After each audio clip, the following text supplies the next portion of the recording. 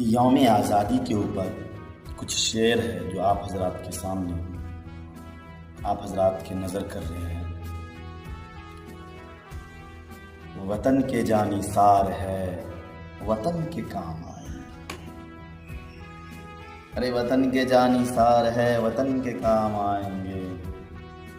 हम इस ज़मीं को एक रोज़ आसमां बनाएंगे। हम इस ज़मीं को एक रोज़ आसमां बनाएंगे। दिल से न निकलेगी मरकर भी वतन की उल्फत। दिल से न निकलेगी मरकर भी वतन की उल्फत। मेरी मिट्टी से भी खुशबुए वफा आएंगी। इस मुल्क की सरहद को कोई छू नहीं सकता। इस मुल्क की सरहद को कोई छू नहीं सकता। जिस मुल्क की सरहद की निगहबान है आंखें। भजन का बोल है, लफ्ज़े अज़ां बसता है। भजन का बोल है, लफ्ज़े अज़ां बसता है।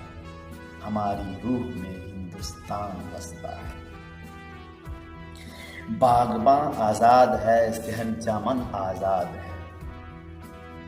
बाग़बां आज़ाद है, सहने चमन आज़ाद है। हो मुबारक दोस्तों, हिंदुस्तान आज़ाद है। मेरी ज़मीं मेरा आसमां सब कुछ है। मेरी ज़मीं मेरा आसमां सब कुछ है।